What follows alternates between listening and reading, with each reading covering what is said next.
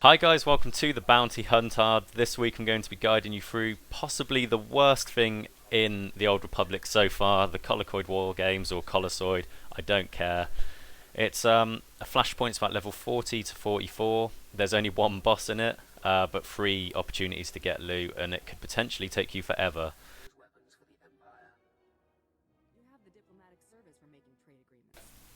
I've got a couple of disclaimers as well to go with this video, whilst we talk to Darth Malgus' head there.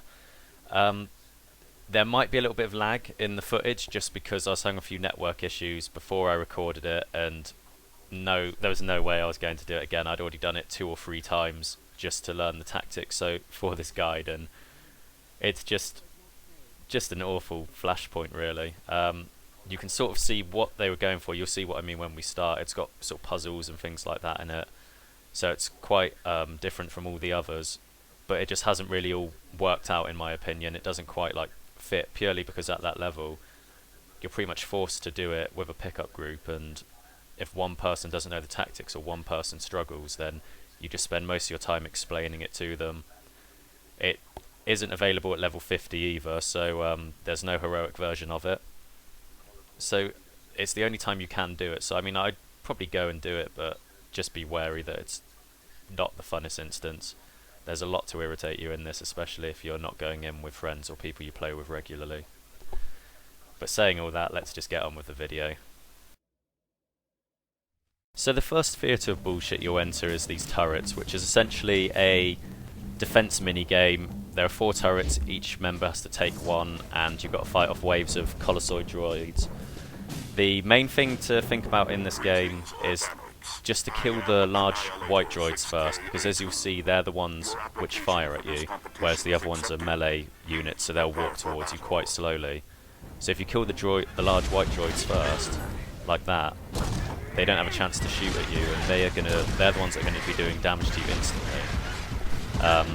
The small ones are never going to really hit you, so you don't have to worry about them too much. You obviously have to kill them, but make sure you kill the large white ones first, otherwise you'll just struggle.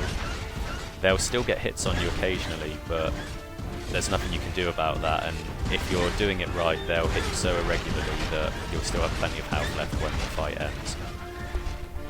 The other thing to think about is that 3 droids will spawn in front of you, but you also have 2 that spawn in your peripheral vision to your side, usually your right, which you're also responsible for dealing with. If you don't deal with them, then they're just going to kill you straight out really. The problem that a lot of people have with this fight, I think, is that it's quite unintuitive, the actual controls. You don't have to click anything to fire the gun, you just have to point it at them. And if you click anything, in fact, if you left click or press anything other than A and D, because you can also use that to control the direction you're shooting, you're likely to dismount from your gun, and then it's quite difficult to get back on to it because it's quite buggy and there's a delay on it. So really don't press anything except right trigger or A and D, depending on how you want to control your turret. Just point it at them and it will shoot. It shoots quite inconsistently. It doesn't shoot like shot, shot, shot, shot. It will shoot like shot, shot, shot. You get the picture. But just make sure you kill the white ones first. You don't have to worry about helping any of your other teammates. They should be able to do it on their own. If they can't, then you're going to struggle anyway. If you are really struggling, I know a lot of people that have only 3 people mount the turrets, and then they'll have their healer stand in the middle and just heal everyone up. But I don't really advise this. It's not how the fight's meant to be done. It's better to just learn how to do it properly, in my opinion. Right, so that's the first wave, and as soon as you finish that, you just have to do another wave, just a bit further up the path. Fortunately, this one is a little bit easier. Again, all 4 of you do it, and this time there are 4 droids in each wave, but they all spawn right in front of you, so every time you can see exactly what it is you have to kill. You don't have to worry about anything else. There's nothing in your peripheral vision. There's still the white ones, and you still need to kill those first, and then kill the smaller ones after. The large white ones, the ones that you have to kill first, take 3 shots to kill, and the smaller ones take 2 shots. So it's worth keeping that in consideration, because sometimes they don't die instantly when you shoot them either. But if you've shot them 3 times, then just move on to the next one. Don't wait and carry on shooting it until it dies. It will die. It's just a bit of a delay. There are these larger ones as well on the second wave, and they take 4 shots to kill. And again, they're just like the smaller melee ones, really. You don't really have to worry about them until you've killed the large white ones.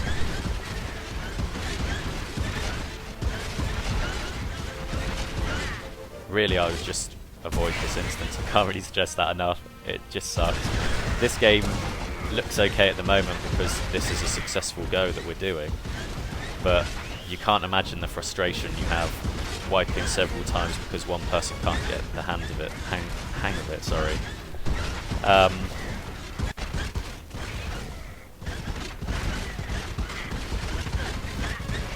It's not even like it doesn't seem to be on skill either whether people can do it. I know a lot of very skilled players who have struggled with it, and then other people who aren't so good, who have just got it first time, like me. I'm not that good, but I managed to find this pretty straightforward. But eventually everyone will get the hang of it, but you just have to be aware that you'll probably, especially if you're going there for the first time, you probably will wipe once or twice. It's just the nature of this instance, really. You just wipe a lot in this instance. There's a lot of frustration and a lot of repair bills. And it's not just from this first phase, let me assure you.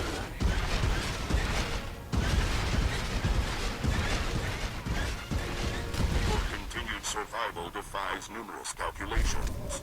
Your competitors did not make it this far. Right, so that's it. That's the end of the turret phase. You do get loot. It does count as a boss.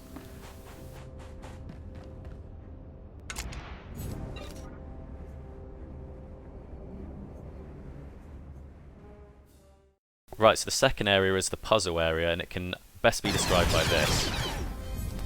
Yeah, there are a lot of mobs, gold mobs, which do huge knockbacks, and because of the narrow paths, you will fall off the edge a lot, because you'll just lose concentration at one point or another and fall off. There's nothing really you can really do about it. So basically all you've got to do are there are these consoles here. This is the second one, and when you activate one console, which they're in a natural order, you can see because the other ones will be blocked off. There's only one available at the beginning. When you use one console, the next one will become available because the shield guarding it will come down. Once you use it, you need to stay there until the next person's used theirs, and then until the person after that has used theirs, because you can also lock people off from theirs. And essentially all you've got to do is you've got to go from one console, activate that, activate the next one, and then that will allow you to activate the next one until you get to the fourth console. And then once the person's activated the fourth console, someone can run out and activate the final console, which is near the elevator, and then that means everyone is then free to run to the next stage. It's not too difficult, it's just difficult to explain really, but you'll get the idea. As soon as you walk in, it will become quite self-apparent how to work the consoles, and the fact that the person who activates it needs to stay by theirs. As you can see on the left there, one of our teammates was blocked off because they couldn't use theirs, but as soon as I use this console here, all those gates will go down and everyone will be able to run forward. The only thing to worry about really are the droids. The droids are irritating. It's the gold droids which will knock you off the edge, and they're the ones that control. And then you get boss mob droids as well, which guard a lot of the consoles, and they're a lot easier, ironically, because you can knock those off, so you don't have to worry about it too much. There are also these fire pits, but they don't do that much damage at all. Neither do the droids, actually. It's only the threat of being knocked off which makes this bit difficult. And it's much more preferable to be knocked back into the fire than it is to be knocked off the edge like that.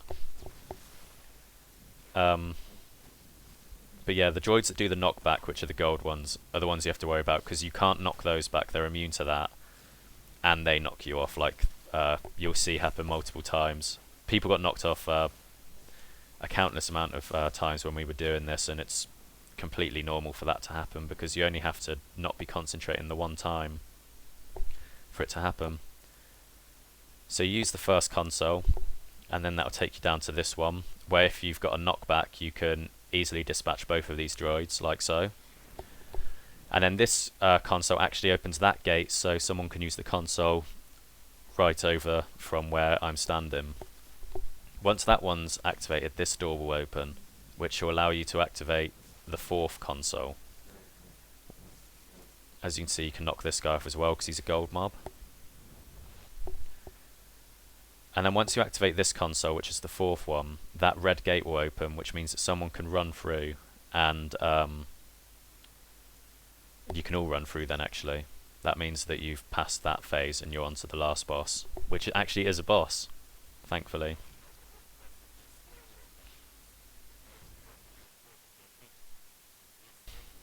Before you get to the last boss though, there is a little lore section.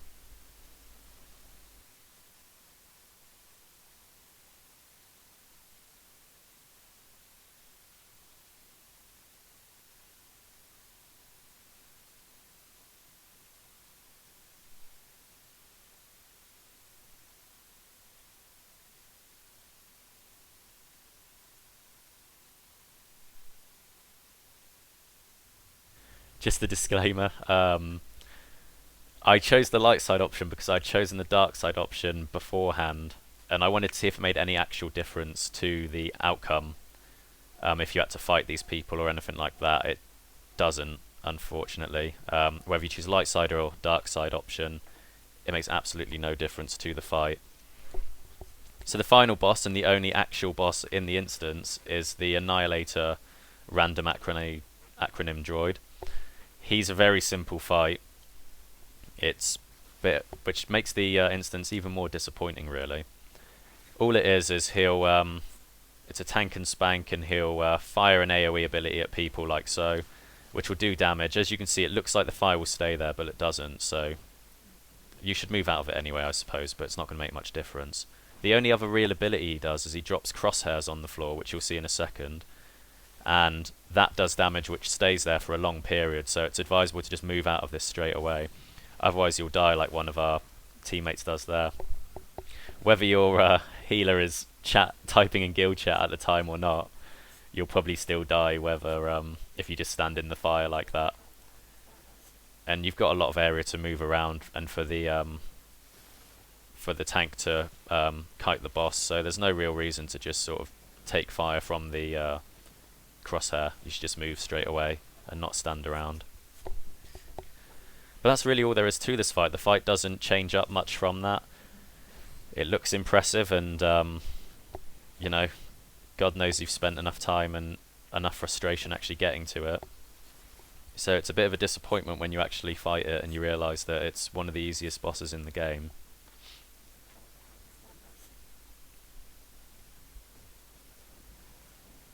But it doesn't have that much health either, so you should take it down pretty quickly. It doesn't hit very hard. The only thing that does damage is literally the AoE damage from the crosshair.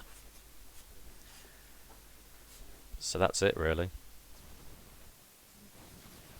As I said at the beginning, I would just flat out avoid this instance, especially if you're near level 40 or 44, that sort of area. You can just sort of level up to the level 50 quickly.